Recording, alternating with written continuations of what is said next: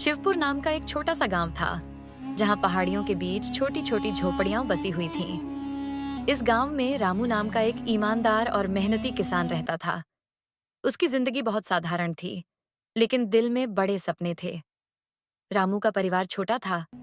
उसकी पत्नी गौरी, बूढ़ी माँ और उनकी नन्ही बेटी मीरा, जो गांव की सबकी चहेती थी। मीरा की हंसी और मासूमियत पूरे घर में रौनक भर देती थी, जबकि बूढ़ी माँ अपने अनुभव और कहानियों से घर के माहौल को सजाए रखती थीं। रामू और गौरी के पास थोड़ी सी जमीन थी, जिसे गौरी अपने पसीने की मेहनत से सींचती थी। वो जमीन उनका सबसे बड़ा सहारा थी, लेकिन उसमें कुछ ही फसलें उग पाती थीं। गांव में काम करने के लिए रामू जमींदार के यहाँ मजदूरी करता था, लेकिन इससे पूरे परिवार का खर्च निकालना मुश्किल हो जाता था। गौरी हर हफ्ते गांव के बाजार में सब्जियां और फल बेचने जाती थीं, जो उनकी थोड़ी सी आमदनी का स्रोत था। हालांकि इन सब के बावजूद उनका जीवन गरीबी में गुजर रहा था। हर मंगलवार को गांव में बाजार लगता था, जहां लोग अपनी जरूरतों का सामान खरीदने जाते थे। उसी दिन गौरी अपने खेत में उगाई हुई सब्जियां और फल लेकर बाजार जाती।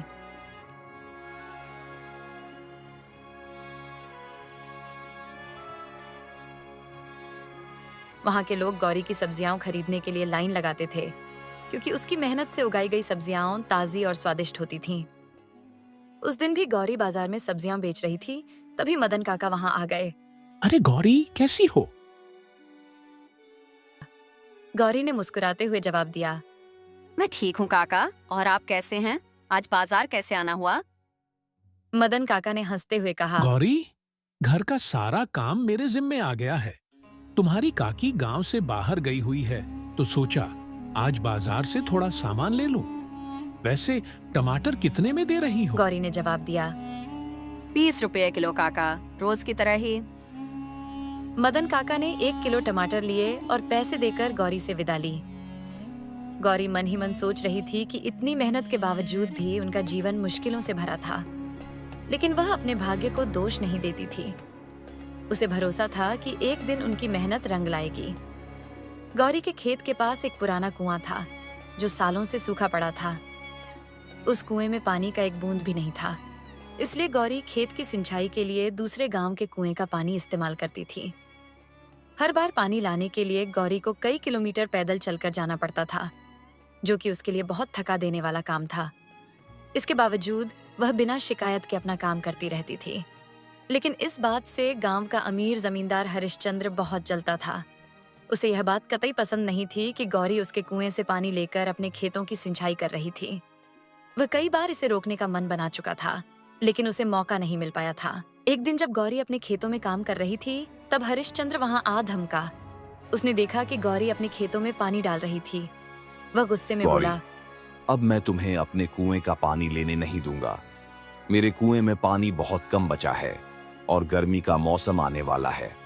अगर मैं तुम्हें पानी दूंगा तो मेरे खुद के खेतों की सिंचाई कैसे होगी? गौरी ने विनम्रता से कहा, चाचा, अभी तो गर्मी आने में 2-3 महीने का वक्त है। तब तक मैं अपने खेतों का काम पूरा कर लूंगी। प्लीज पानी लेने से मना मत कीजिए। लेकिन हरिश्चंद्र ने कठोरता से कहा, गौरी, यह तुम्हारी समस्या है। मैं अब और पानी नहीं दे सकता।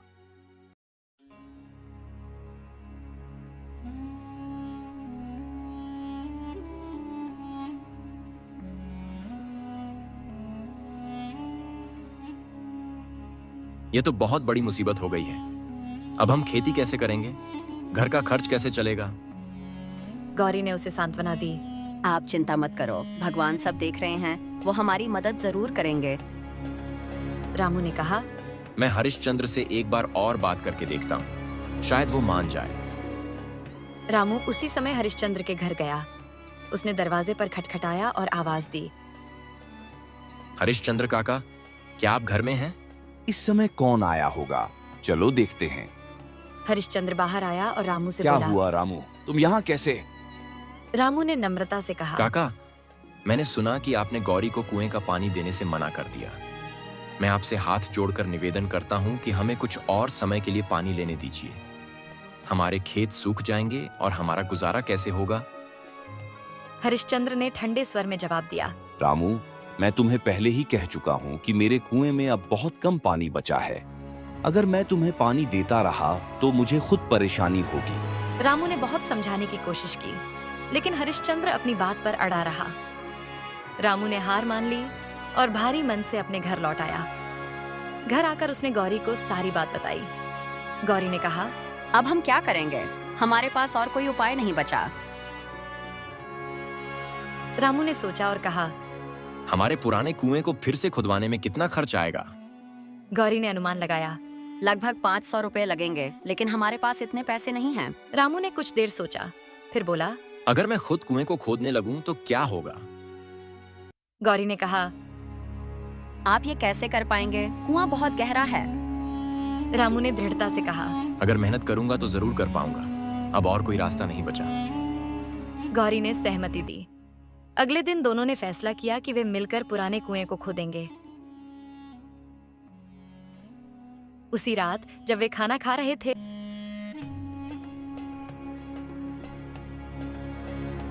तभी उनके दरवाजे पर एक साधु बाबा आ पहुंचा। उसने भिक्षा मांगी। ऊपर वाले के नाम पे दे दो बाबा, सुबह से कुछ नहीं खाया है, भूख से निढाल हूँ। गौरी ने कहा, बाबा, हमारे पास देने के लिए कुछ नहीं है। हम खुद बहुत मुश्किल से गुजारा कर रहे हैं। बस थोड़े से चावल बचे हैं जिन्हें मैंने बचा कर रखा था। रामू ने यह सुनकर कहा, गौरी, मेरे हिस्से का खाना बाबा को दे दो। मैं भूखा रह जाऊंगा, लेकिन इन्हें भूखा नहीं जाने दूंगा।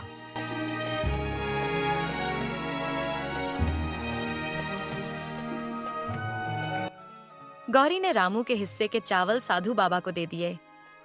साधु ने आशीर्वाद देते हुए कहा, तुम्हारे अच्छे कर्मों का फल तुम्हें जरूर मिलेगा। भगवान तुम्हारी सहायता करेगा। अगले दिन रामू और गौरी अपने पुराने कुएं की खुदाई करने के लिए तैयार हो गए।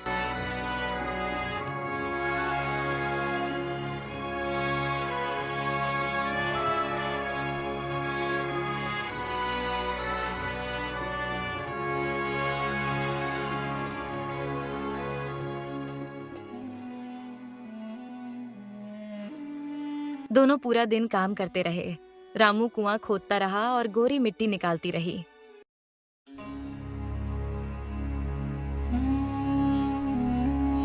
कुएं की मिट्टी निकालते निकालते शाम हो गई, लेकिन पानी का कोई निशान नहीं मिला।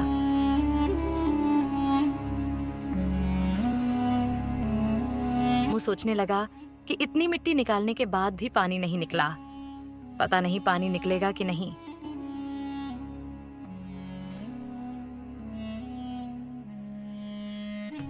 और दोनों निराश होकर घर चले गए।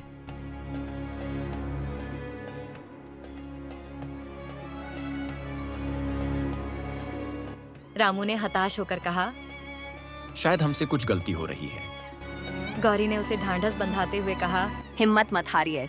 भगवान ने कहा है कि अच्छे कर्म करने वालों को हमेशा अच्छा मिलता है। दोनों अगले दिन फिर से काम पर लग गए। रामू खुदाई कर रहा था, तभी अचानक उसकी नजर कुएं के अंदर एक पत्थर पर पड़ी, जहां से पानी रिस रहा था।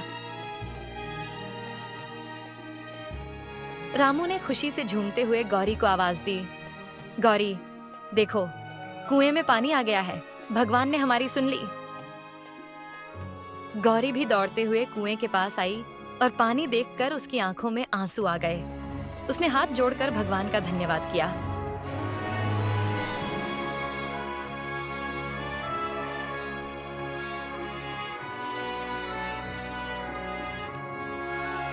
देखो गौरी, अब हमारे अपने कुएं से पानी निकल गया।